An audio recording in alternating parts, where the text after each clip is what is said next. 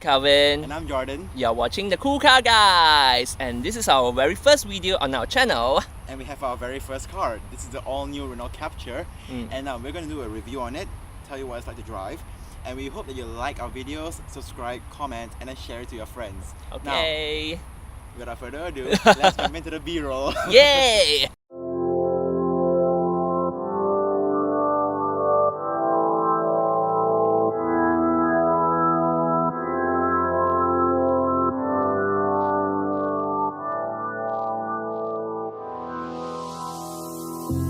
The Renault Captur facelift features a new front fascia with a more rugged look, paired with C-shaped LED daytime running lights at the front bumper.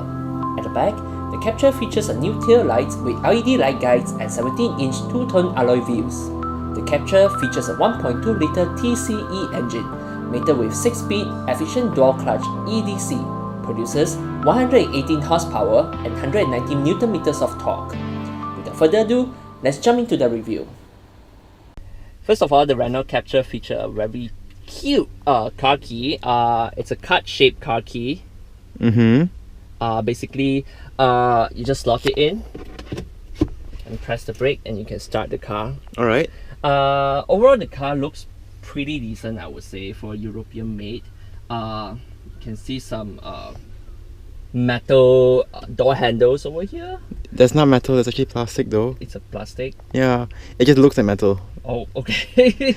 But at least it has some pretty soft padding over here. You can comfortably put your arm over here. But it comes without the armrest, which is a big advantage for Malaysian, because you know we Malaysian love and pretty decent armrest. Yep. I like the leather wrap steering wheel. Okay. However, I'm not fancy of the buttons here. It feels a bit flimsy. Alright, looking into the interior of Renault Captur, since it's a compact SUV, the view is pretty good. I mean, it's quite a high-rise car, right? Comparing to other sedan or hatchback, so it gives you kind of a commanding view. And then you also have like storage cabins up here. You can put like your smart tag or your phones in there. And for the facelifted model, right, Renault actually added some soft touch plastics on the dashboard, but it doesn't extend all the way to the top part here. So this one is still hard plastic. The doors, they are, well, I guess it's soft-ish, not the softest, not the hardest.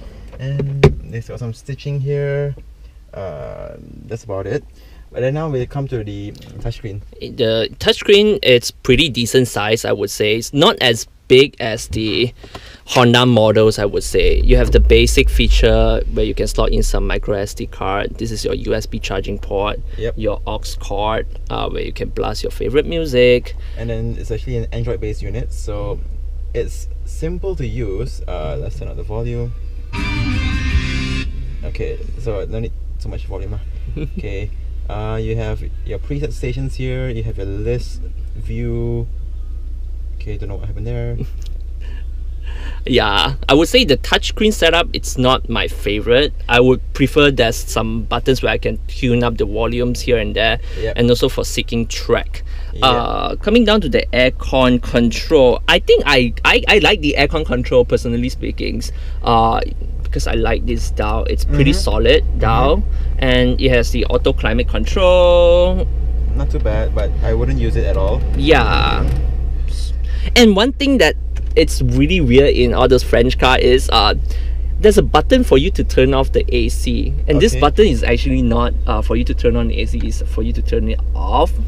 And I think this is the recirculation buttons where you prevent the air from outside to come flowing into the car. Yep.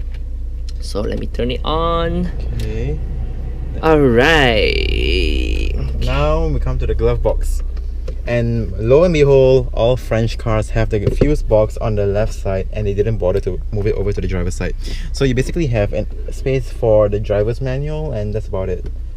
Okay. Coming here to the gear lever, I actually kind of like this design, sort of these fake metal kind of garnishment on the gear lever. I mean, it's easy to shift. You even have a reverse camera as well. which is so. And then also down here, you have manual shifting. You can go up, down, up, down. Yeah. Here, mechanical handbrake, good for your J-turn handbrakes, handbrake turns. Then you have your cruise control button and your speed limiter and the eco mode. I would say not much people would turn on the eco mode for this car. I'm pretty sure there's nobody who's going to do that. Here there's some storage space, a small little hole for you to put your coins in, 2 cup holders. I would say I'm not gonna give it a pass because it looks like a pretty small cup holders. But you can make it deeper by taking that piece out. Plastics off. Yep. Fail.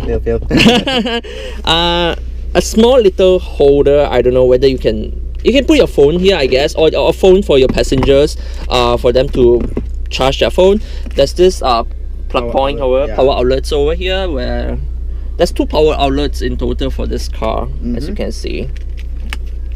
Then also, because it's a European car, right, you have automatic headlights and automatic wipers, which is quite good. Yeah, but no paddle shifter though. It's okay. I won't be using it anyway. Did I mention that the volume button is stationed over here, rather than on the steering wheel, which is such an inconvenience, I would say. And yeah, this metal plastics here is actually volume buttons. Other than that, the 2 buttons over on the steering wheel is for the cruise control. And not to forget, there's a voice control button over here whereby you press the button and you can speak some commands to the car infotainment system, and it can help you to turn on some of the app that you pre-install. You want to try it out? Navigation.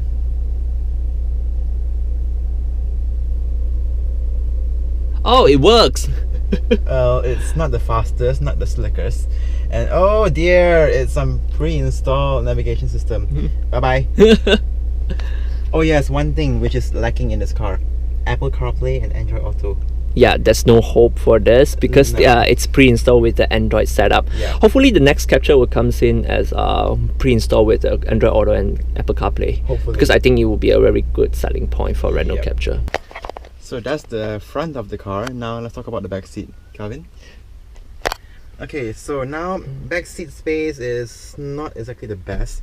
If you're looking for the most spacious car in this class with the good back seats, you need to go for a Honda HR-V or maybe a Toyota CHR. But overall, like what Calvin said earlier, the leather seats are quite good. They're comfortable. Legroom for me is so-so. I mean, I'm not very tall, but if it's Calvin's height, like, how tall are you, Kevin? I'm 180 centimeters tall. So if it's 180 centimeters tall, with the seat in this position, there won't be enough space for him. Same goes for headroom. I only have like, what, this much of headroom, so it's not going to be very good for tall passengers. And another feature which is quite cool, this little bar over here, you can actually slide the seats forward or backwards, depending if you want more legroom or more boot space. And yeah, that's about it.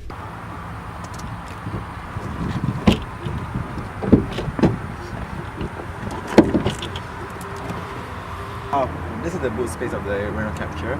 As you can see, it's not the biggest in the class, but then again, you can actually lower the boot floor to get a bit more depth in the boot.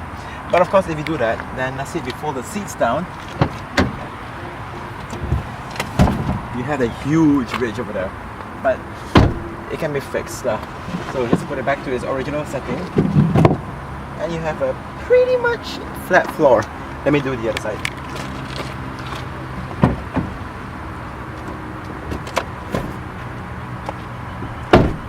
And then if you remove the cover,